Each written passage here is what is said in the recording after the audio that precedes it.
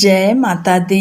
प्रिय भक्तों, आप सभी का हमारे चैनल मन की शांति में बहुत बहुत स्वागत है। आज इस वीडियो में आप सब जानेंगे कि शैलपुत्री माता की पूजा कैसे करें, माता का प्रिय भोग क्या है और इस दिन घट स्थापना करके माँ शैलपुत्री की पूजा की जाती है।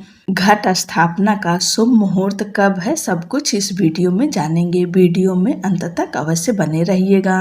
19 मार्च से चैत्र नवरात्रि प्रारंभ हो रहे हैं। नवरात्रि के 9 दिनों में माँ दुर्गा के 9 रूपों की आराधना होती है और पहला स्वरूप शैलपुत्री माता का है।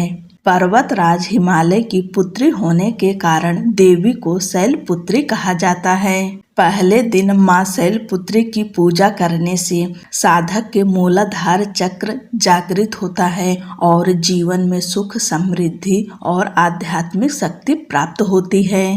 प्रतिपदा तिथि प्रारंभ होगी 19 मार्च 2026 को सुबह 6:52 पर और प्रतिपदा तिथि समाप्त होगी 20 मार्च को सुबह 4:52 पर। 19 मार्च दिन गुरुवार को नवरात्र का पहला दिन है और इस दिन घट स्थापना का शुभ मुहूर्त है। पहला शुभ मुहूर्त है सुबह 6:52 से लेकर सुबह 7:43 तक और दूसरा शुभ मुहूर्त है अभिजीत मुहूर्त, जो कि दोपहर 12:05 से लेकर दोपहर 12:53 तक है। इस शुभ मुहूर्त में कलश स्थापना और माँ शैलपुत्री की पूजा करने से नवरात्रि व्रत का विशेष फल प्राप्त होता है। पूजा विधि: सुबह जल्दी उठें, स्नान करके स्वच्छ वस्त्र धारण करें, भगवान सूर्य देव को अर्घ्य दें और पूजा स्थान को गंगा जल से शुद्ध करें।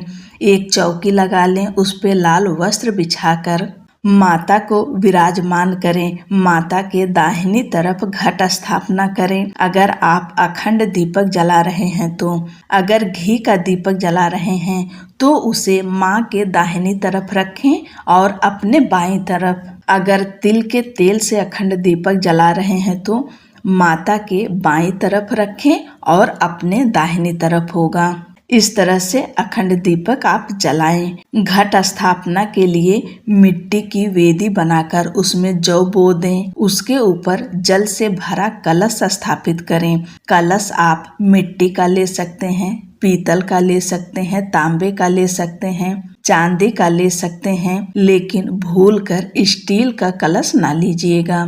आप मिट्टी का कलश स्थापित करें। कलश में सुपारी, सिक्का, पुष्प, लौंग के जोड़े, इलायची के जोड़े, अक्षत, आम के पत्ते रखें। उसके ऊपर नारियल में लाल कपड़ा बांधकर नारियल रखें। ध्यान रखें कि नारियल का मुख अपनी तरफ हो, यानी जिस तरफ हम पूजा करते हैं अपनी तरफ नारियल का मुख रखना चाहिए। और ध्यान रखिए कि कलश पर पूर्ण पात्र अवश्य रखें। कलश के ऊपर एक प्लेट में अक्षत रखें या गेहूं रखकर उसके ऊपर नारियल विराजमान करें। इसके बाद माँ दुर्गा का आवाहन करें। अखंड दीपक के अलावा एक दीपक और जलाकर रखें। घी का दीपक जलाएं, धूप जलाएं। अगर आप 9 दिन का व्रत रख रहे हैं तो 9 दिन व्रत का संकल्प लें, या फिर चढ़ती उतरते यानी पहले दिन और अष्टमी के दिन व्रत रख रहे हैं तो उसके हिसाब से व्रत का संकल्प लें। माँ शैलपुत्री को रोली, कुमकुम, अक्षत अर्पित करें,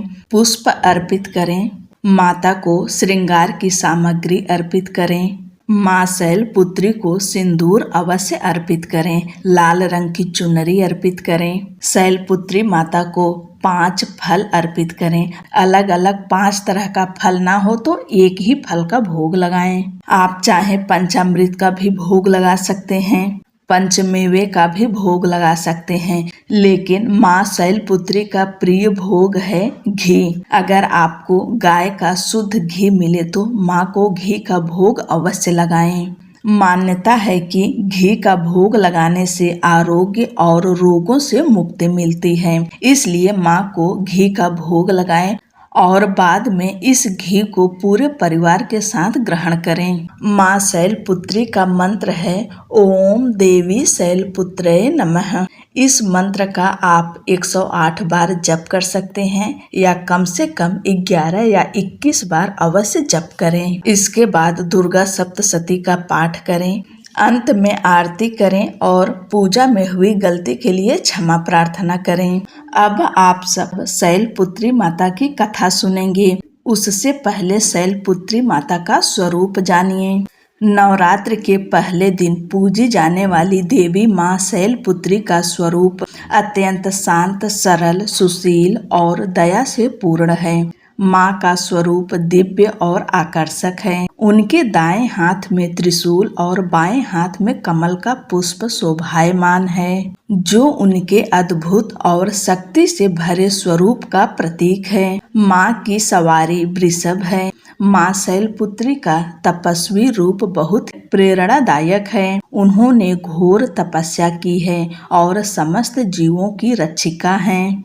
नवरात्र के पहले दिन का व्रत और पूजा विशेष रूप से कष्टों से मुक्ति दिलाने वाली मानी जाती है। विपत्ति के समय में माँ शैलपुत्री अपने भक्तों की रक्षा करती हैं और उनकी सभी इच्छाओं को पूरा करती हैं। माँ शैलपुत्री साधक के मूलाधार चक्र को जागृत करने में भी सहायक होती हैं। मूलाधार चक्र हमारे शरीर का वह ऊर्जा केंद्र है जो हमें स्थिरता, सुरक्षा और मानसिक शांति प्रदान करता है। इस चक्र के जागरण से जीवन में सकारात्मकता और समृद्धि का प्रवाह होता है। देवी सती के पिता प्रजापति दक्ष ने एक बड़ा यज्ञ आयोजित किया, जिसमें सभी देवताओं को आमंत्रित किया गया, सिवाय अपनी बेटी सती और उनके पति भगवान शिव के। सती को यज्ञ में भाग लेने की तीव्र इच्छा थी, लेकिन भगवान शिव ने उन्हें समझाया कि शायद उन्हें जानबूझकर यज्ञ में नहीं बुलाया गया है। भगवान शिव ने सती को बहुत समझाने की कोशिश की, लेकिन सती अपने जिद पर अड़ी रहीं। आखिरकार भगवान शिव ने उन्हें यज्ञ में जाने की अनुमति दी। जब सती यज्ञ में पहुंची तो वहां उनके साथ बुरा व्यवहार किया गया। सती की मां को छोड़कर किसी ने भी उनसे सम्मान पूर्वक बात तक नहीं की, बल्कि उनका मजाक उड़ाया गया। यह अपमान सती के लिए असहनीय था। यह कथा सती के रूप में माँ दुर्गा के पहले रूप शैलपुत्री से जुड़ी है। इस कड़ी में सती के दुख और संघर्ष का चित्रण किया गया है, जो बाद में उनके पुनर्जन्म के रूप में माँ शैलपुत्री के रूप में प्रकट होती हैं। सती के पिता दक्ष द्वारा किए गए इस अपमान से सती बहुत आहत हुई। भगवान शंकर ने जब यह बात सुनी तो वे क्रोधित हो गए और दक्ष ने शंकर का अपमान किया। सती को यह पसंद नहीं आया। उन्होंने खुद को अग्नि में जला लिया। भगवान शंकर ने गुस्से में आकर दक्ष के यज्ञ को नष्ट कर दिया। ऐसा माना जाता है कि सती का अगला जन्म शैलराज हिमालय की पुत्री के रूप में हुआ। उन्हें शैलपुत्री कहा गया। शैलपुत्री का विवाह भी भगवान शंकर से हुआ और वे पुनः उनकी पत्नी बन गईं। धार्मिक मान्यता है कि माँ दुर्गा के शैलपुत्री स्वरूप की पूजा करने से सभी मनोकामनाएं पूरी होती है। कन्याओं को मनचाहा वर मिलता है। साधक का मूलाधार चक्र जागृत होता है। बोलो शैलपुत्री माता की जय। माता रानी अपनी कृपा और आशीर्वाद आप सभी के ऊपर सदैव बनाए रखें। जय माता दी।